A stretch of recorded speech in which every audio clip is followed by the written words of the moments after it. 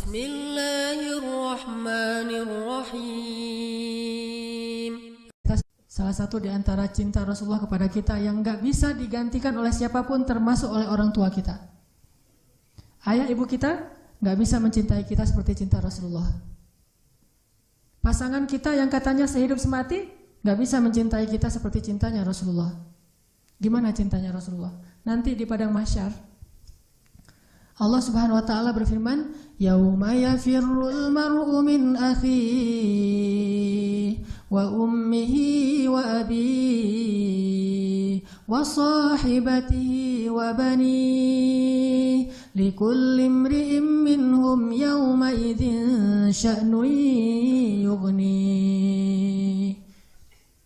Hari ketika seorang ayah lari dari anaknya, seorang suami lari dari istrinya, istri lari dari suaminya, anak lari dari orang tuanya, pasangan lari dari pasangannya, sahabat lari dari sahabatnya. Likulli imri'in yawma idzin, pada hari itu semua orang sya'nun yughni, sibuk ngurus diri sendiri, kecuali satu orang.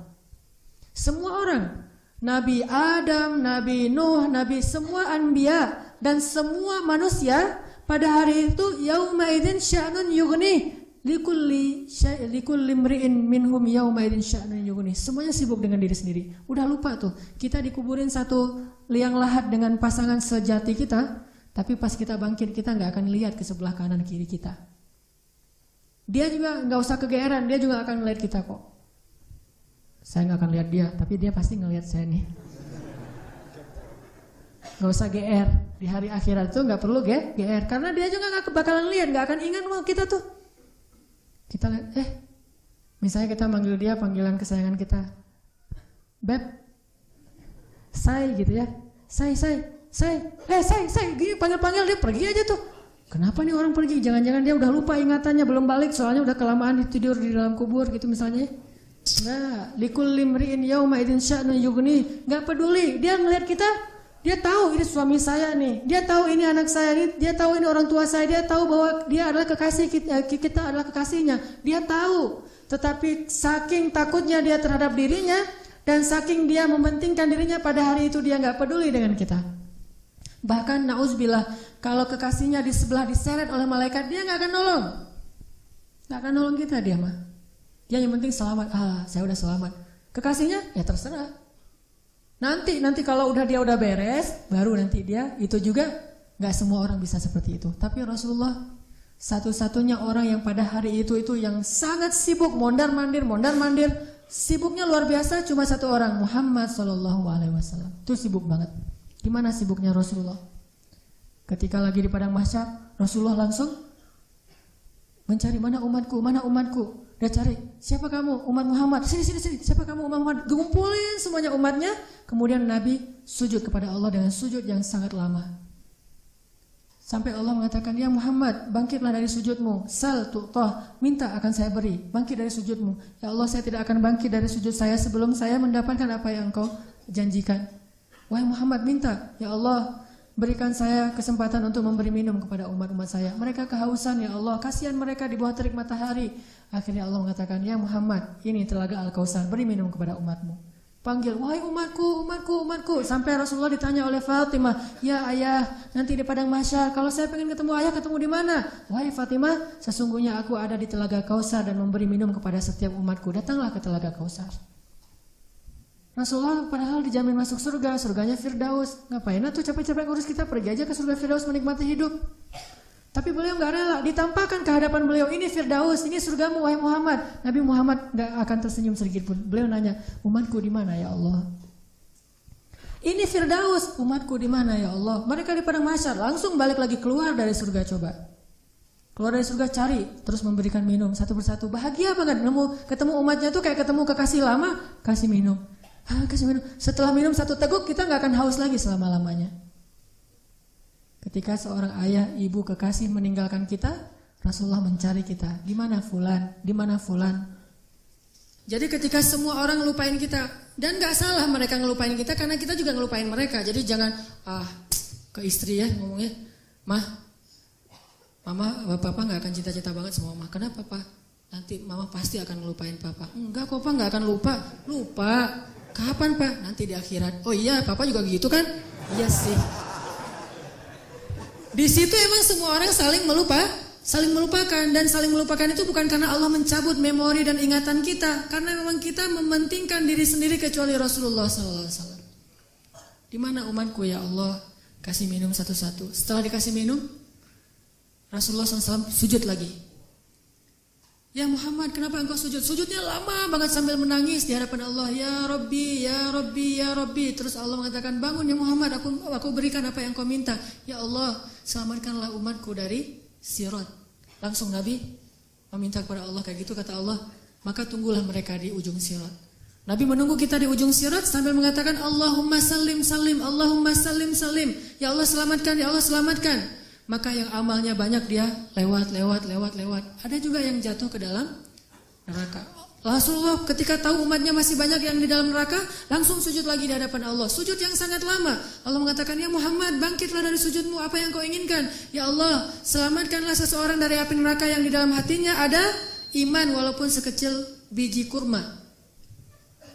Akhirnya kata Allah, selamatkan mereka yang ada iman sekecil biji kurma di dalam neraka. Nabi langsung pergi ke pintu neraka mencari umatnya. Wahai malaikat, cari umat saya yang ada iman sekecil biji kurma dan selamatkan mereka. Dikeluarin. Ketika ketemu dengan Rasulullah, mereka dalam keadaan habis disiksa luar biasa. Wajah mereka, tubuh mereka rusak parah. Rasulullah melihat mereka dengan air mata kasihan, memeluk mereka, dipersilakan masuk ke surga.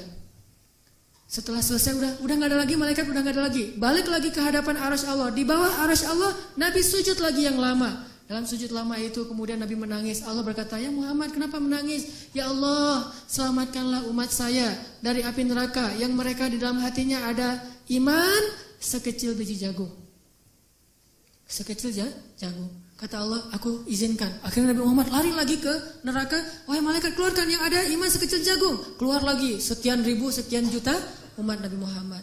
Udah selesai semua, udah gak ada sisa. Balik lagi di bawah arasy Allah. Sujud lagi yang lama, nangis lagi sepanjang waktu yang cukup lama. Sampai Allah bertanya, ya Muhammad, bangkit.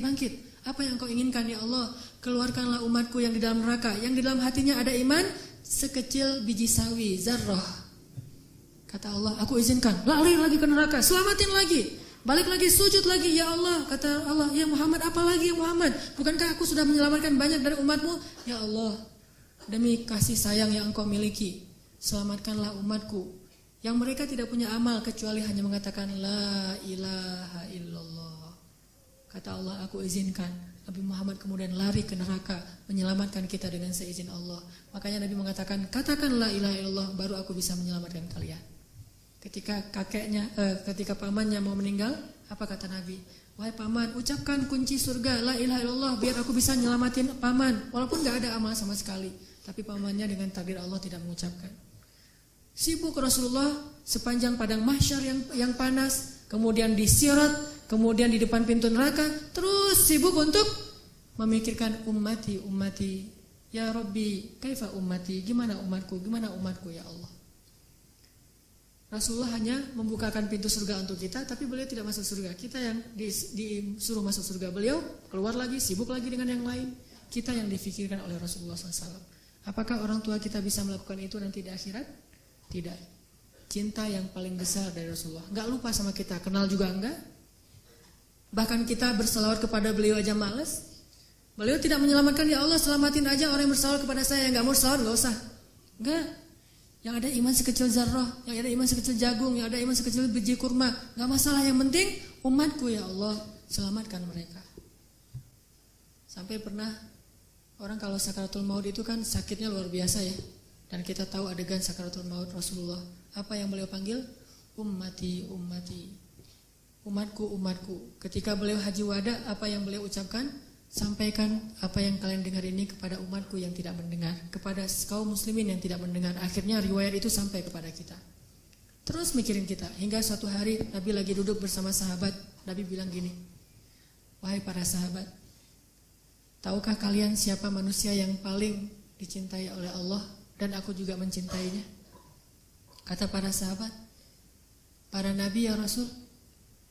Kata Rasul, kalau para nabi wajar dicintai oleh Allah. Mereka itu adalah utusan-utusan Allah.